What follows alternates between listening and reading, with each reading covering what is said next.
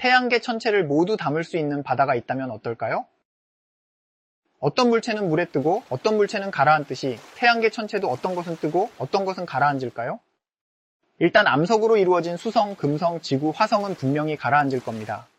그렇다면 기체로 이루어진 목성, 토성, 천왕성, 해왕성은 어떻게 될까요? 인류가 무게를 측정할 수 있는 도구를 개발하기 전까지 물은 저울과 같은 역할을 했습니다. 오늘날 사용하는 질량의 단위는 원래 물의 무게를 이용해 만들었습니다. 물 1세제곱센티미터의 무게를 1g이라고 정했었지요. 그래서 물의 밀도는 정확히 1g per 세제곱센티미터입니다. 밀도의 단위는 단위 부피당 무게를 나타냅니다. 물에 뜨거나 가라앉는 현상은 밀도로 결정됩니다. 밀도가 물보다 크면 가라앉고 작으면 뜹니다. 예를 들어 나무는 밀도가 물보다 작아서 뜨지만 쇠는 물보다 커서 가라앉습니다.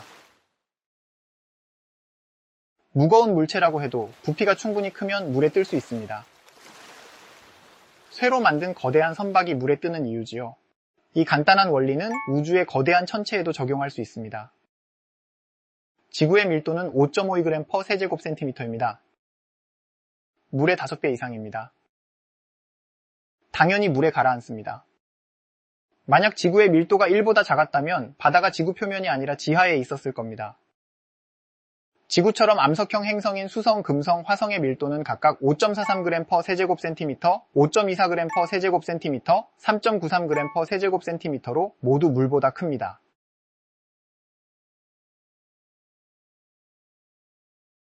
당연히 물에 가라앉습니다.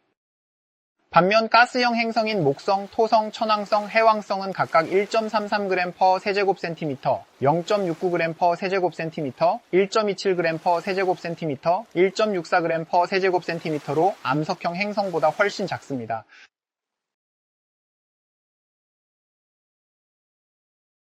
가스형 행성의 밀도가 작은 이유는 형성 과정에 있습니다. 암석형 행성은 태양 가까운 곳에서 태어났습니다. 이곳에 있던 가벼운 기체는 높은 온도와 강력한 태양풍의 영향으로 멀리 날아가 버렸습니다.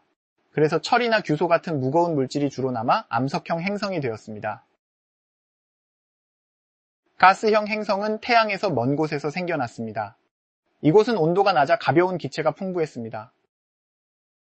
그래서 수소와 헬륨 같은 가벼운 원소가 모여 밀도가 작은 거대한 가스형 행성이 되었지요. 그 중에서도 유독 토성은 밀도가 0.69g per 세제곱센티미터로 태양계의 모든 행성 중에서 유일하게 물보다 밀도가 작습니다.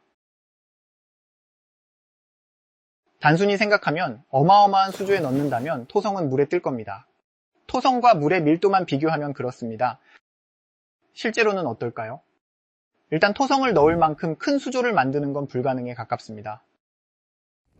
태양계의 물을 모두 긁어 모아도 될지 모르겠습니다. 그 많은 물을 모아 수조에 담는다고 해도 수조의 수압은 엄청나게 커집니다. 그로 인해 물의 상태 변화가 일어나게 됩니다. 이 거대한 수조는 토성보다 크고 무겁기 때문에 중력이 강합니다. 따라서 토성을 물에 넣기도 전에 물과 토성은 서로 강하게 중력에 이끌립니다. 물의 밀도가 더 크므로 수조의 중력 역시 토성보다 더 큽니다.